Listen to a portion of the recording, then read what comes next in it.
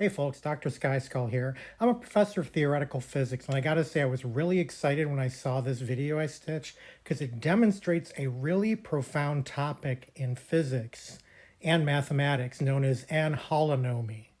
And that hand motion that she showed is actually the same demonstration we use to demonstrate anholonomy when we try to explain it to somebody else. It's a hard topic to really explain what's going on, but I thought I'd take a stab at explaining what anholonomy is and where it applies and why it happens. So let's take a look. At its core, anholonomy is basically a demonstration that physics on curved surfaces and mathematics on curved surfaces, such as a sphere, can be very different than the same concepts, the same mathematics, the same physics on a flat surface. So let's start by explaining a little bit of the hand motion, which in fact we can interpret as being on a sphere. We can imagine our elbow is the center of the sphere, our arm is tracing out the radius, and our hand is basically moving along the surface as the following picture shows. So I'm terrible at drawing hands, but the blue plane kind of represents the flat part of your hand. The arrow represents your palm. And this is what it would look like if you were facing me as I did this sort of motion with my right hand. My palm is pointing up at first. I bring my hand up towards my face. Then I tilt it inward towards the center of my body, and then I straighten out my hand again.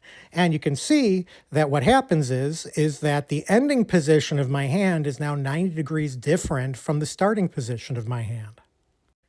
Key to this demonstration is what was mentioned in the original video that I stitched, is that you're not twisting or moving your hand at all. You're always trying to keep your hand in the same orientation with respect to your arm as you move it.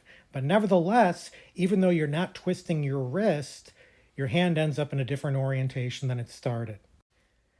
This idea of keeping your orientation of your hand locally the same and trying to always keep it parallel to where it was before as you move it is a concept known as parallel transport in physics and mathematics. And that's basically what we're implying. We're saying that we're trying to keep the orientation of the hand steady as we move the hand itself. Now, a great way to imagine how parallel transport works is to imagine you've got a free hanging pendulum that's free to swing in any particular direction on the roof of your car, and you start it swinging as you start your car moving. This example, incidentally, will be very physically relevant in a moment. Now, let's suppose we drive our car in a small circle, in a parking lot or something, not accelerating to maneuver the direction of the pendulum or to apply any forces to it, but a nice gentle circle in a parking lot. You can see at every point of motion, the oscillation of the pendulum is always staying pointed in the same direction. So when we make our full 360-degree turn and we come back to where we started with our car, the pendulum is still pointing in exactly the same position it started. Now let's suppose we take our car in a much bigger circle on the planet Earth. Now, if we were at the North Pole and we did a small circle, it would locally be like that flat case we just talked about.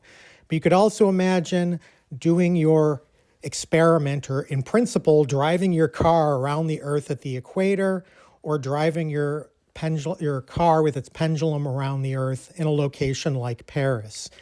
Now, it turns out if you drive your car with your pendulum around the equator, the orientation of the pendulum does not change at all. So when we're at the North Pole and we drive in a circle, the orientation of the pendulum keeps changing as the car turns, but it ends up back where it started. At the equator, the orientation of the pendulum never changes, and so it ends up back where it starts after you make a full circle of the planet. But at a different latitude, like in Paris, you will find that after you make your complete closed circle around that latitude line, the pendulum is no longer oriented in the same direction that it started. Now, this example is relevant because this actually happens. But instead of us driving a car around the Earth, we sit on the Earth and the Earth rotates. So during a 24-hour day, we're making a closed circle around a latitude line as the day progresses. The effect in which The orientation of the pendulum changes during the time of day was first discovered by the physicist Léon Foucault in 1851, and now this demonstration is known as Foucault's pendulum. This is an old illustration showing a lecture hall where somebody might be giving a demonstration of the pendulum. I always find this picture funny because can you imagine being in an audience and the big attraction you're coming to see is to watch a pendulum swing for, an hour and change, perhaps. Foucault's pendulum was a great sensation at the time it was invented and discovered because it was the first definitive direct evidence that we are on a sphere and a rotating sphere at that. Foucault's pendulum demonstrates that the Earth is a rotating sphere that we just sit upon. But what Foucault didn't realize is that there's something very strange about this because, as we've said, when you go at full circle, you do that 24-hour rotation, the orientation of the pendulum does not go back to the same orientation it started with. Even though you're basically back to the same place you started spatially in 24 hours, the orientation of the pendulum has changed.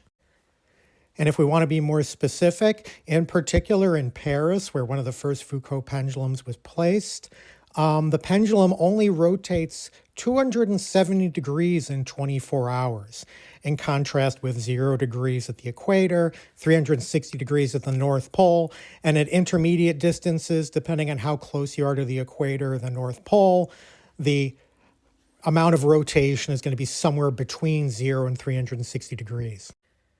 So how do we explain this anholonomy for Foucault's pendulum? Well, the way I like to think about it is that on a spherical surface, there are two ways you can come back to your starting location by moving. One of which is you actually physically do a loop. You drive 360 degrees in a circle like you would on a flat surface, and you come back to where you are. But also on a sphere, you can drive straight and follow a great circle. And you will then come back to your starting position after you follow the complete circle.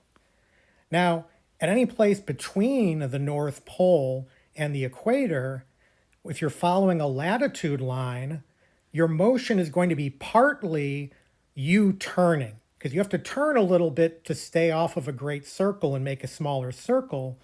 So you're turning a little bit, and that gives you a change of orientation of the pendulum. But you don't have to turn a full 360 degrees because you're already heading back to where you were on a sphere. And that's basically where that phase change, or what's called a geometric phase, comes from.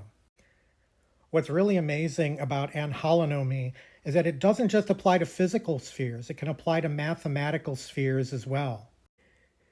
In the 1980s, Professor Michael Berry demonstrated that quantum mechanical systems can exhibit this sort of anholonomy, and he basically was able to tie the behavior of that quantum system to a sphere.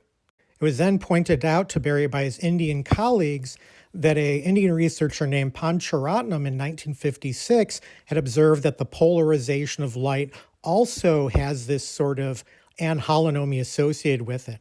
And in this case, there is a sphere. It's not a physical sphere, it's a mathematical sphere called the Poincare sphere, and we can trace that anholonomy to that sphere. My favorite example, though, is it also can be connected to how cats always seem to land on their feet when they fall from any height. Which, not coincidentally, I've written a whole book about falling felines and fundamental physics. And the falling cat problem is similar to what we've been talking about before because a cat starts upside down, it bends and twists its body in various ways, and somehow it ends up right side up. The most important behavior that allows a cat to do this is called the bend and twist move, where it bends at the waist and twists its body around. And there are two angles associated with that.